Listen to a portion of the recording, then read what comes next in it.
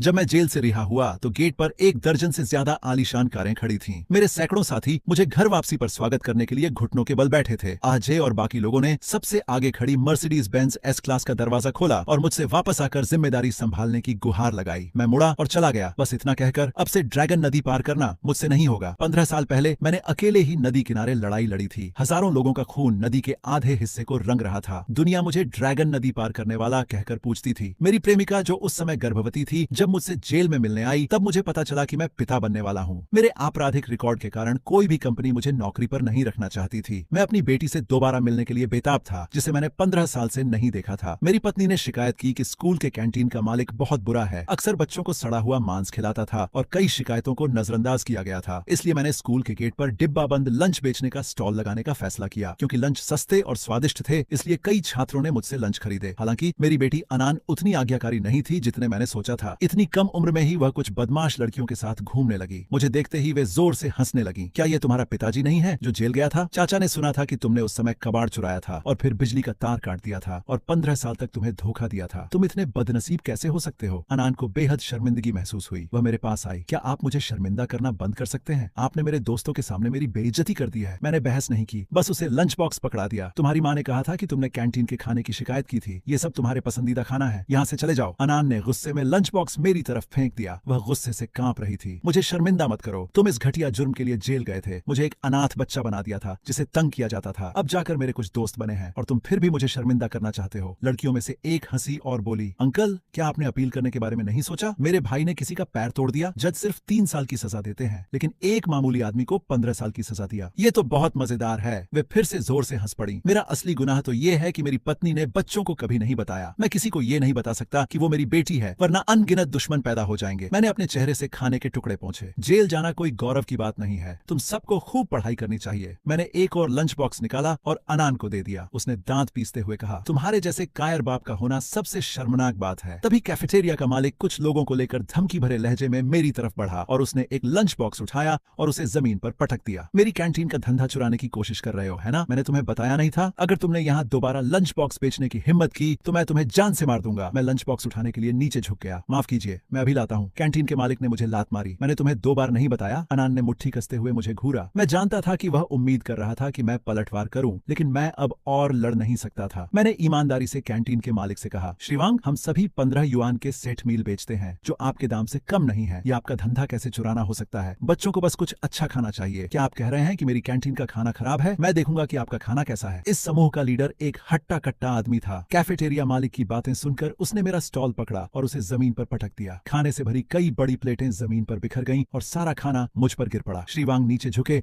और मेरे बाल पकड़ लिए। दर्जनों माता पिता मुझे देख रहे थे और मेरी शिकायत कर रहे थे, लेकिन वे कुछ नहीं कर सके। अब तुम मुझसे पंगा लेना चाहते हो? क्या तुम्हें पता है कि अंडरवर्ल्ड में मैं कितने लोगों को जानता हूँ? श्रीमान वांग, अगर आपको मेरा स्टॉल पसंद नहीं है तो मैं दूर ही रहूंगा, ठीक है? मेरी इस बात से अनान गुस्सा हो गया। तुम डरपोक, तुम कितने कायर हो! चिल्लाते ही लाल बालों वाली बहन ने झट से उसका मुंह ढक दिया और सच में कैफेटेरिया मालिक ने अनान को घूर कर देखा। जाना चाहते हो? इतनी आसानी से नहीं, पहले मुआवजे की बात करते हैं। मैंने सुना है कि तुम रोज 300 पैकेट बेचते हो। इसका मतलब है कि तुम्हारी वजह से मुझे रोज 300 ग्राहक खोने पड़ रहे हैं। मेरी कीमत 15 युआन प्रति भोजन है, यानी रोज 4500 युआन। तुम यहाँ 10 दिन से हो, कुल मिलाकर 45,000 युआन। अभी भुगतान करो। अनान दंग रह गया। श्रीमान वांग, क्या यह दादागिरी नहीं है? कैफे के मालिक ने तिरस्कार भरी मुस्कान के साथ उस हट्टे कट्टे आदमी की ओर मुड़कर कहा, उसने मुझे बहुत नुकसान पहुंचाया है, अब वो मुझे मुआवजा भी नहीं देगा। आप क्या सुझाव देते हैं कि मैं क्या करूं? हट्टे कट्टे आदमी ने नीचे बैठकर जमीन से कटा हुआ सुअर का मांस और हरी मिर्च उठाई। हरी मिर्च से ज्यादा सुअर का मांस था। क्या तुम्हें इस तरह का धंधा करने के लिए सजा का डर नहीं है? उसने कहा और फिर मुझे पीटने लगा। मेरे आसपास के छात्र भी मुझे पिटते हुए देखकर नाराज थे। वे खुद घटिया खाना बेच रहे थे और दूसरों को ईमानदारी से खाना नहीं बेचने दे रहे थे। लेकिन यह दुकानदार सचमुच कायर है। अगर किसी और ने मेरे साथ ऐसा किया होता तो मैं अब तक पलटवार कर चुकी होती। मैंने उठने की कोशिश की, अपने चेहरे से मिर्च का रस पोंछा और आंखें खोली। सबसे पहले मैंने अनान का निराश चेहरा देखा। अब जब कोई तुम्हें पीट रहा है तो तुम पलटवार नहीं करोगी? क्या बात है छोटी बच्ची, तुम्हें क्या लेना देना? अगर तुमने एक और शब्द कहा तो यकीन मानो मैं किसी को भेजकर तुम्हें स्कूल से निकलवा दूंगा। नहीं श्रीमान वांग, मैंने झट से दुकानदार का हाथ पकड़ लिया। श्रीवांग, मैं अब जा रहा हूँ। क्या आप मुझे मुआवजा देना चाहते हैं? मैं पूरी रकम नहीं दे सकता। आप मुझे अपना लाभ बता दीजिए, मैं आपको उसका मुआवजा दे दूंगा। कैफेटेरिया मालिक का चेहरा अचानक ठंडा पड़ गया। वह मेरे कान के पास झुककर बोला, क्या तुम्हें लगता है कि मैं बेवकूफ हूँ? क्या तुम्हें लगता है कि मैं तुम्हें अपना लाभ बताऊंगा? क्या मैं इस तरह से व्यापार कर भी पाऊंगा? इतना कहने के बाद भी उसे तसल्ली नहीं हुई। कैफेटेरिया मालिक ने हाथ उठाकर देखकर मेरे चेहरे पर 2 जोरदार थप्पड़ मारे। मुझे दोबारा थप्पड़ पड़ते देख वह चिल्लाई, कब तक तुम इस तरह खुद को शर्मिंदा करते रहोगे? कैफे मालिक अनान से तंग आ चुका था। उसने अधीरता से उसकी ओर इशारा करते हुए अपने बगल में खड़े हट्टे कट्टे आदमी से कहा, जाओ और उस बदतमीज छोटी लड़की को यहाँ घसीट कर लाओ। हट्टे कट्टे आदमी ने मुड़कर अनान की ओर कदम बढ़ाया। लाल बालों वाली लड़की डर के मारे झट से पीछे हट गई और कहने लगी कि अनान से उसका कोई लेना देना नहीं है। मैं घबरा गया और अनान को बचाने की कोशिश की, लेकिन कैफे मालिक ने मेरी कमीज पकड़ ली। मैंने सिर्फ कमीज पहनी हुई थी और उसके खींचने से वह टुकड़े टुकड़े हो गई। मेरा टैटू तुरंत सबके सामने आ गया, क्षितिगर्भ बोधिसत्व। हट्टे कट्टे आदमी की आंखें चौड़ी हो गईं। क्या यह नदी पार करते ड्रैगन का टैटू नहीं है? कैफे मालिक हिचकिचाया, फिर आत्मविश्वास से हाथ बढ़ाकर मेरे शरीर पर बने टैटू को रगड़ा। क्या यह कोई अस्थायी टैटू है? उसने उसे जोर से रगड़ा, लेकिन उसे हटाना नामुमकिन था। तुम तो बस सड़क किनारे डिब्बा बंद खाना बेचने वाले एक मामूली विक्रेता हो और खुद को नदी पार करने वाला ड्रैगन कहने की हिम्मत कैसे करते हो? उस हट्टे कट्टे आदमी ने दुकानदार से चिंता से पूछा, क्या सच में वो नदी पार करने वाला ड्रैगन है? मैंने सुना है कि वो हाल ही में जेल से छूटा है। कैफे मालिक ने आंखें घुमाई। युएंडा ग्रुप की चेयरमैनशिप हमेशा से खाली रही है। क्या तुम्हें लगता है कि वो यहाँ डिब्बा बंद खाना बेचने के लिए अपनी चेयरमैनशिप छोड़ देगा? फिर उनकी नजर मुझ पर पड़ी। तुम सच में बहुत साहसी हो। पुराने जमाने में गुओ जियांगलोंग ने अकेले ही हजारों लोगों को मार गिराया था, जबकि तुम तो बस एक निकम्मे और लापरवाह आदमी हो। उन्होंने अपना फोन निकाला और मेरी तस्वीर खींची। तुम गए काम से। मैं तुम्हारी तस्वीर युएंडा ग्रुप में अपने दोस्तों को भेजूंगा, वे अभी आ रहे हैं। तुम सच में गए काम से। अनान को लगा कि टैटू बहुत ज्यादा दिख रहा है, इसलिए उसने मुझे पहनने के लिए एक अपने दोस्त का कपड़ा दिया। फिर एकदम पीले चेहरे से मेरी तरफ देखते हुए, ये किस तरह का टैटू है? मैंने जबरदस्ती मुस्कुराते हुए उनसे कहा कि पहले घर चले जाओ। अचानक अनान चिल्लाया, तुम कबाड़ चोर हो। ये किस तरह का क्षितिगर्भ बोधिसत्व का टैटू है? क्या तुम्हें पता है कि कितने लोगों ने dragon subduing demon slaying king का रूप धारण किया और युएंडा समूह द्वारा मार गिराए गए? भागो। मैं अनान को खाली निगाहों से देखता रहा। क्या उसे मेरी चिंता थी? भले ही वह मुझे एक निकम्मा पिता समझकर नीचा समझती हो, लेकिन वह नहीं चाहती थी कि मुझे कुछ हो। मेरे लिए उसकी चिंता देखकर मेरा अपराध बोध और बढ़ गया। कैफेटेरिया के मालिक ने मुझे पकड़ लिया और कहा, भागने की सोचना भी मत। मैं तो बस तुम्हें सबक सिखाना चाहता था, पर तुम्हें तो मरने की इच्छा है। अचानक उसका फोन बज उठा। उसने लापरवाही से फोन उठाया और जवाब दिया, अरे भाई, हाँ, ये आदमी तो बहुत ही लापरवाह है। मैंने इसकी पिटाई कर दी। क्या तुम आ रहे हो? तुमने क्या कहा? युएंडा के पूरे निदेशक मंडल आ रहे हैं। वह अचानक मुझे हैरानी से देखने लगा। सभी लोग हैरान रह गए। उस हट्टे कट्टे आदमी ने अविश्वास से पूछा, भाई क्या तुम उसे जानते हो? मैं भला उस स्तर के किसी व्यक्ति को कैसे जान सकता हूँ? लेकिन उन्होंने अब भी फोन किया था और कहा था कि वे जल्द ही आ रहे हैं। उस हट्टे कट्टे आदमी ने गहरी सांस ली। वफादारी का क्या ही प्रदर्शन है। सिर्फ अपने बॉस का रूप धारण करने से ही ये सब इसमें फंस गए। कैफेटेरिया मालिक ने ठंडे लहजे में कहा, मुझे लगता है ये सब उस बड़े आदमी के दबदबे की वजह से है। ये किसी भी मामूली आदमी को बर्दाश्त नहीं करेगा जो उसे उकसाए। तुम्हें जल्द ही पता चल जाएगा कि मौत का क्या मतलब होता है। अनान पहले से ही टूट चुकी थी। कैफेटेरिया मालिक की पहले वाली धमकी को नजरअंदाज करते हुए वो मेरी तरफ दौड़ी और मुझे जोर से धक्का दिया। चले जाओ, तुमने मेरी माँ को 15 साल तक इंतजार करवाया है। क्या तुम चाहते हो कि वो विधवा हो जाए? टूटे हुए अनान को देखकर मुझे अपराध बोध हुआ। ये सब मेरी गलती थी। कमीने, उन्होंने उस माँ और बेटी को 15 साल तक सताया है। कृपया किसी को मत बुलाओ। वह तो बस एक कबाड़ चोर था। उसे क्रॉसिंग रिवर ड्रैगन के बारे में कुछ भी पता नहीं था। 15 साल पहले वह भोला था। जब वे जेल गए तब तक उसने उस बड़े आदमी की कहानी भी नहीं सुनी थी। वह जानबूझकर नकल नहीं कर रहा था। यह महज एक संयोग था। कैफेटेरिया का मालिक एक पल के लिए स्तब्ध रह गया,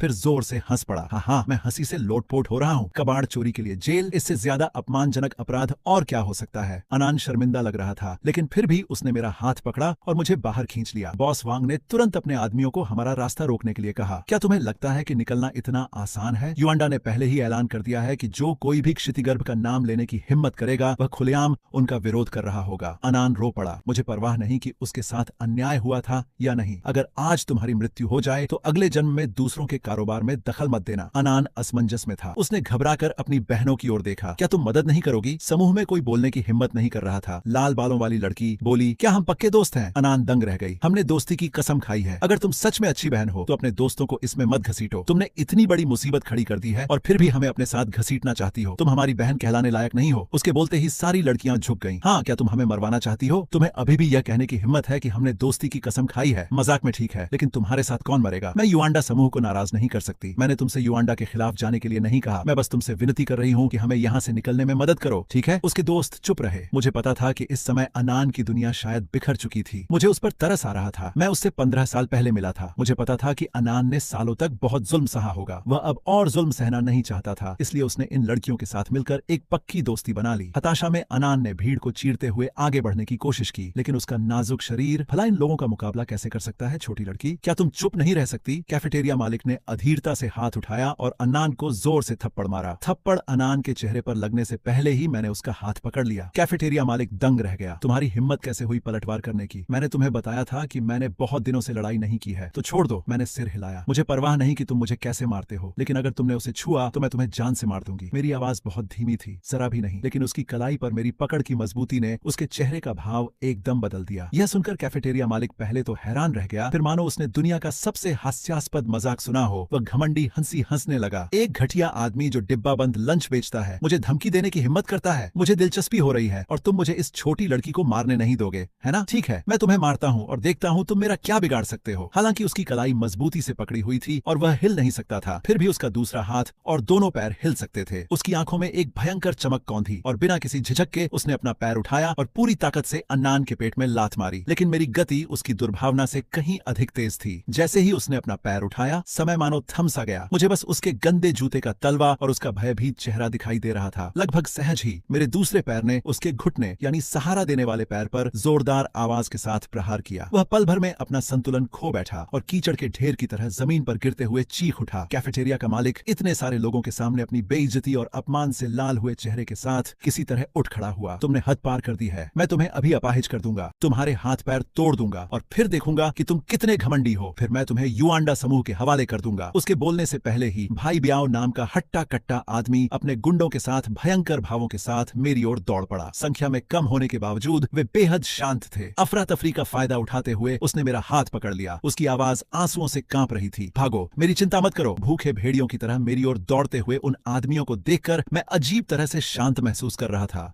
बस एक हल्की सी आह भरी। यह आह एक शांतिपूर्ण जीवन न जी पाने की बेबसी के साथ साथ मेरे सामने खड़े इन लापरवाह लोगों के लिए दया भी उमड़ रही थी। मैंने हाथ बढ़ाकर अन्नान के सिर पर धीरे से हाथ फेरा और उसके बालों से धूल हटाई। क्या तुम कभी ड्रैगन की प्रशंसा नहीं करते थे? वह रुका, नम आंखों से मेरी ओर देखते हुए। वह नहीं समझ पा रही थी कि मैं इस समय ऐसा क्यों कह रहा हूँ। मैंने उससे धीरे से कहा। मेरी आवाज में एक दृढ़ता थी जो मैंने लंबे समय से महसूस नहीं की थी। तो मैं तुम्हें आज दिखाऊंगा। वह हट्टा कट्टा आदमी पहले ही मेरे सामने आ गया था। खाना पकाने के बर्तन जितना बड़ा, उसका मुक्का हवा में सीटी बजाता हुआ मेरे चेहरे पर लगा। आसपास के छात्र आश्चर्य से हांफने लगे। मैं नहीं बचा, पलक भी नहीं झपकाई। जैसे ही हवा मेरे चेहरे की ओर दौड़ी, मैंने बिजली की गति से उसकी कलाई पकड़ ली। चाहे उसने कितना भी संघर्ष किया हो, उसका चेहरा लाल हो गया। उसका विशाल मुक्का मानो जम गया था। 1 इंच भी आगे नहीं बढ़ पा रहा था। उस हट्टे कट्टे आदमी की आंखें सदमे और दर्द से भरी हुई थीं। उसे ऐसा लगा जैसे मेरी वजह से उसकी कलाई की हड्डियां चूर चूर हो जाएंगी। बाकी लोग अपने लीडर को एक ही झटके में हारते देख एक पल के लिए स्तब्ध रह गए। फिर अपनी संख्या का फायदा उठाते हुए मुझ पर हमला करने की कोशिश करने लगे। मैंने बस ठंडी सी सांस छोड़ी। फिर अचानक पूरी ताकत लगाकर 180 पाउंड के उस आदमी को जमीन से ऊपर उठा लिया और सबसे आगे बढ़ रहे समूह की तरफ पटक दिया। ऐसा लगा जैसे किसी बॉलिंग बॉल को मारा हो। कई लोग एक के बाद एक गिर पड़े। हड्डियों के टकराने की आवाज दर्द भरी चीखों के साथ मिल गई। कैफे मालिक पहले तो हैरान रह गया, फिर घबरा गया। तुम सब यहाँ क्यों खड़े हो? जल्दी करो, इतने सारे लोग हैं। क्या तुम एक लंच बॉक्स बेचने वाले को नहीं हरा सकते? अन्नान को मौका मिला और उसने मेरा हाथ फिर से पकड़ लिया, भागने की कोशिश करते हुए। लेकिन मैं वहाँ पहाड़ की तरह अडिग खड़ा रहा। अन्नान रोने ही वाला था। भागो, अगर युआंडा के लोग सच में आ गए तो सब कुछ खत्म हो जाएगा। अगर हम आज चले गए तो वे और भी ज्यादा मुसीबत खड़ी करने के लिए वापस आएंगे। वे तुम्हारे और तुम्हारी माँ के पीछे भी पड़ सकते हैं। बेहतर है कि सारी समस्याओं को एक ही बार में सुलझा लिया जाए। मेरी आवाज डरावनी रूप से शांत थी। नदी पार करने वाले एक शक्तिशाली व्यक्ति का यही तर्क था, समस्या को जड़ से खत्म कर देना। अन्नान ने घबरा कर कहा, लेकिन वे युआंडा ग्रुप से हैं। बड़ी बड़ी बातें मत करो, पहले अपना ख्याल रखो। मैंने धीरे से कहा, मानो कोई सीधी सादी बात कह रहा हो। मैं उसकी नकल नहीं कर रहा था। वह पूरी तरह से हैरान था। अविश्वास और उलझन भरी निगाहों से मुझे देख रही थी, मानो मेरे शब्दों में छिपी अपार जानकारी को समझने की कोशिश कर रहा हो। जिस पल मैंने अपनी चाल चली, उसी पल मुझे पता चल गया था, आज मैं इसे और छिपा नहीं सकता। जिस साधारण जीवन की मैं कामना करता था, वह अंततः सिर्फ एक सपना बनकर रह गया। तभी मैंने आह भरी। मेरा दिल कड़वाहट और अपराध बोध से भर गया था। मुझे माफ कर दो, मैंने अन्नान के आंसुओं से भीगे चेहरे को अपने हाथों में लेते हुए कहा। उसे इस तरह बेतहाशा रोते देख मेरा दिल मानो किसी अदृश्य हाथ से जकड़ा हुआ था। एक चीर देने वाला दर्द। काफिला रुका, दरवाजे एक साथ खुले। काले सूट पहने लगभग 100 आदमी एक गंभीर और प्रभावशाली आभा बिखेरते हुए बाहर निकले। उनके कदम एक समान थे, चेहरे गंभीर थे और वे सीधे मेरी ओर बढ़े। कैफेटेरिया का मालिक एक पालतू कुत्ते की तरह उनके पास दौड़ा, इशारे करते हुए